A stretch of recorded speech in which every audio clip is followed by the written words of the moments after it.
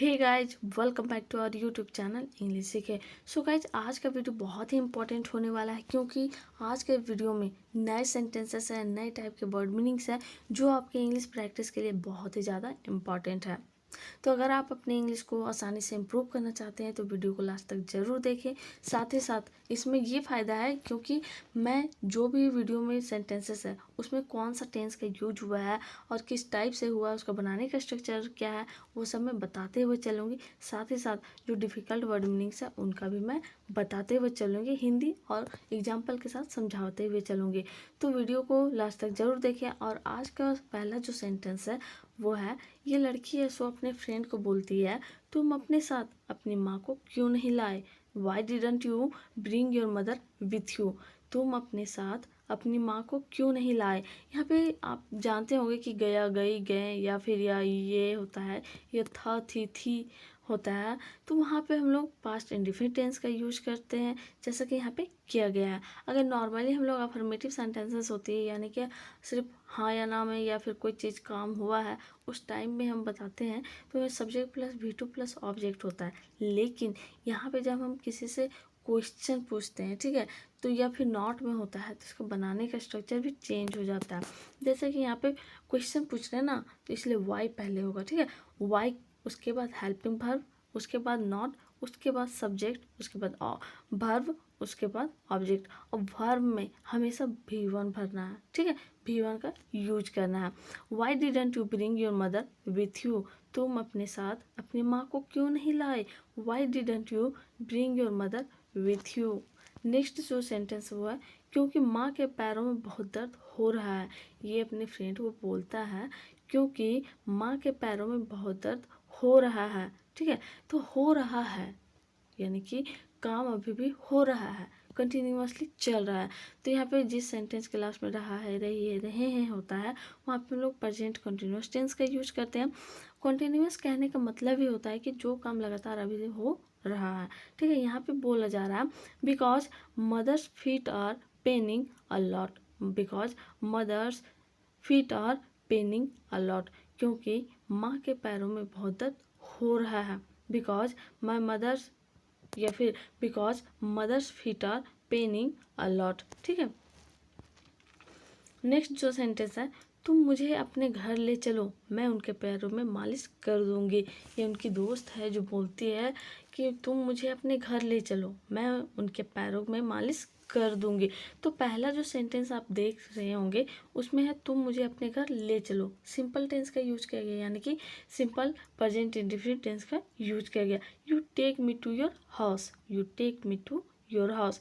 इसका बनाने का जो स्ट्रक्चर होता है वो होता है सब्जेक्ट प्लस V1 या V5 प्लस ऑब्जेक्ट, ठीक है। V1 या V5 प्लस ऑब्जेक्ट यानी कि अकॉर्डिंग टू सब्जेक्ट V1 या V5 यूज करते हैं, ठीक। You take me to your house, जैसा कि यहाँ पे सब्जेक्ट है यू, ठीक है। उसके बाद V1 का यूज हुआ यानी वर्ब 1 टेक, उसके बाद object you take me to your house. दूसरा जो सेंटेंस इसमें है, मैं उनके पैरों में मालिश कर दूंगी। यहाँ पे फ्यूचर टेंस का यूज किया गया, कर दूंगी, फ्यूचर की बात आ रही है। जिस सेंटेंस के लास्ट में गेगी होता है वहाँ पे हम लोग फ्यूचर टेंस का यूज करते हैं, यानी कि फ्यूचर इंडिफिनिट टेंस का यहाँ पे यूज किया गया है। जैसा कि बोला जा रहा है, आई will massage her feet, I will massage her feet, मैं उनके पैरों में मालिश कर दूंगी। आई विल मसाज हर फीट, ठीक है। यहाँ पे बहुत मैसेज पढ़ देते हैं बहुत गलती करके, तो ये मसाज होगा, ठीक है। मैसेज और मसाज में बहुत फ़र्क होता है, यानी कि मालिश करना। You take me to your house, I will massage her feet. Next जो सेंटेंस है वो है, माँ अब आपके पैरों का दर्द कैसा है? तो ये लोग घर आ जाते हैं, इनका मालिश होता रहता है इनकी मम्मी का पैर का। तो ये बोलती है, मतलब ये पूछते हैं अपने माँ से, माँ अब आपके पैरों का दर्द कैसा है? अब जैसे पूछते हैं ना, अब आपकी तबीयत कैसी है, तो यहाँ रिप्रेजेंट करना होता है, सिचुएशन प्रेजेंट में होता है, ठीक। वहाँ पे हम लोग इजमार का यूज करते हैं अकॉर्डिंग टू सब्जेक्ट, और यहाँ पे यूज किया गया है, ठीक है। Mother how is your foot pain now, how is your foot pain now, ठीक है। माँ अब आपके पैरों का दर्द कैसा है? Mother how is your foot pain now, ठीक है।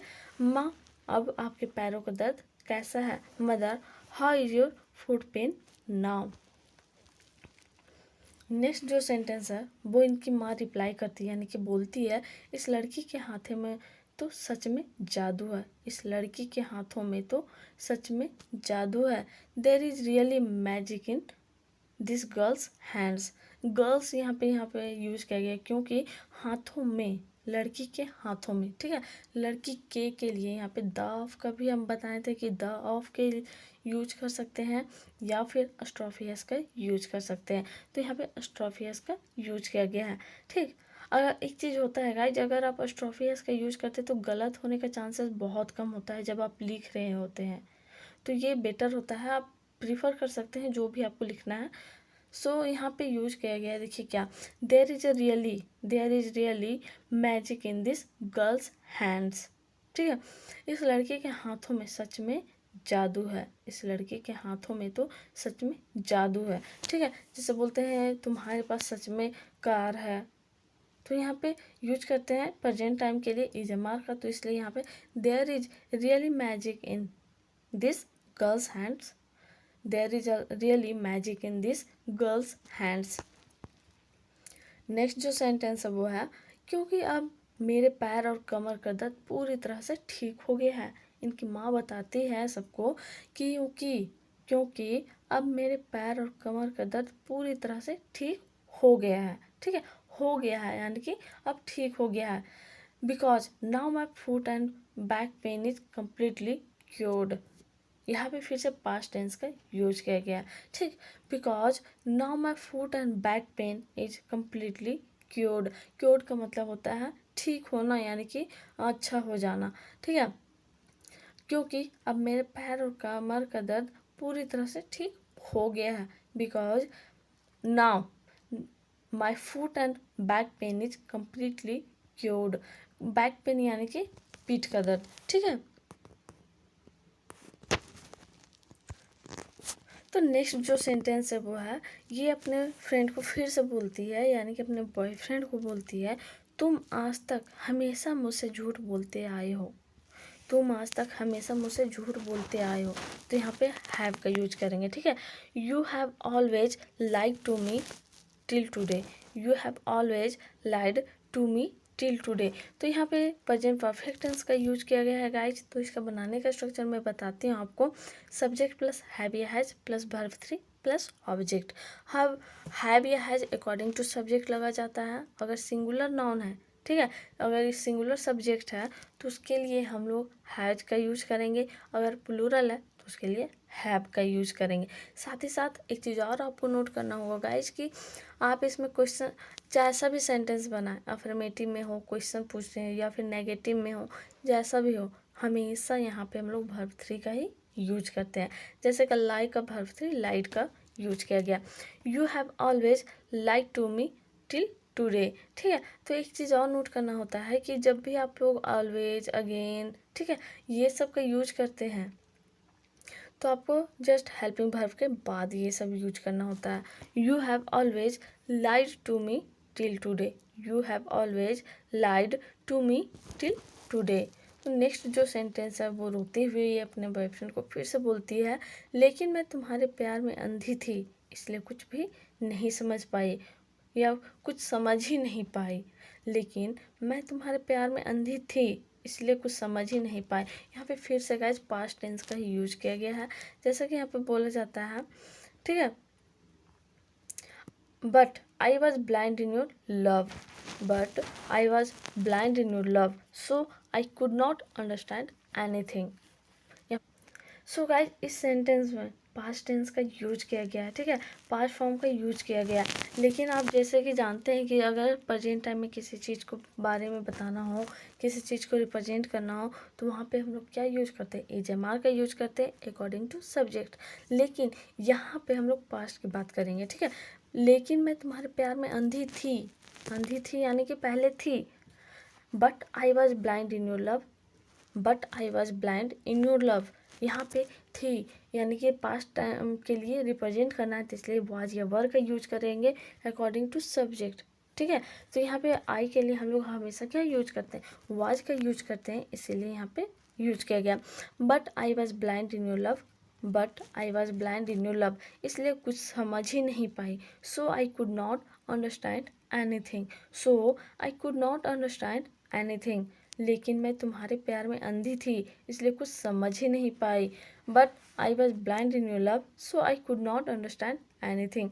तो आपको कुड का यूज हम बताए होंगे कि कुड के साथ आप लोग सब्जेक्ट वन वर्ब वन का ही यूज करते हैं। यहाँ पे प्लस में नॉट है इसलिए यहाँ पे भी हम अंडरस्टैंड की जगह अंडरस्टैंड ही यूज करेंगे। अगर हम यहाँ पे कुड हैव का यूज होता है तो वहाँ पे हम लोग वर्ब थ्री का यूज करते हैं। तो ये आपको कंफ्यूज नहीं होना है। एक तरह से एक मॉडल है जो आप जानते भी होंगे बहुत को, तो इस बारे में हम लोग कभी आगे चर्चा करेंगे।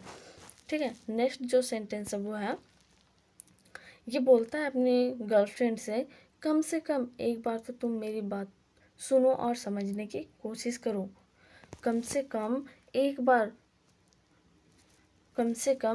तो तुम मेरी बात सुनो और समझने की कोशिश करो। Listen to me at least once, listen to me at least once. Once का मतलब होता है एक बार, ट्वाइस का मतलब होता है दो बार। ठीक है, तो listen to me at least once and try to understand,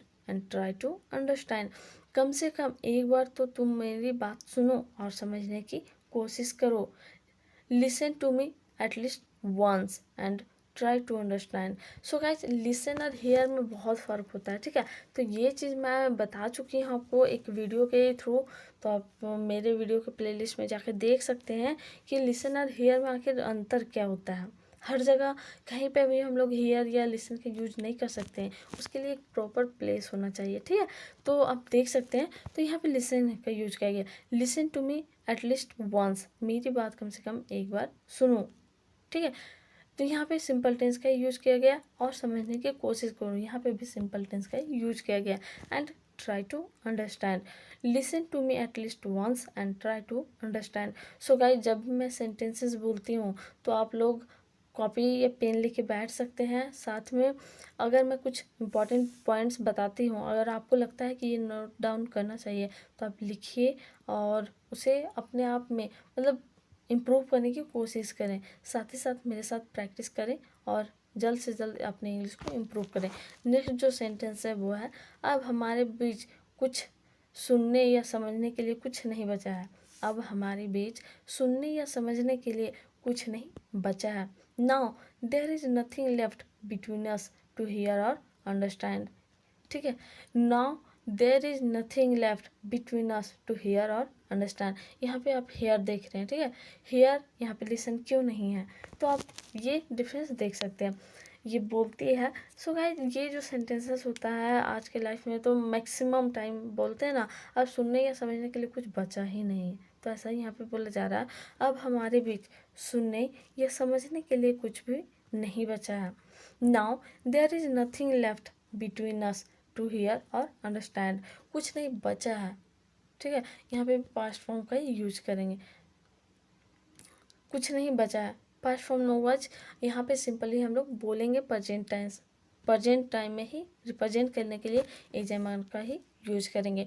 now there is nothing left between us to hear और अंडरस्टैंड। सो नेक्स्ट जो सेंटेंस है, ठीक है तो अब हम दोनों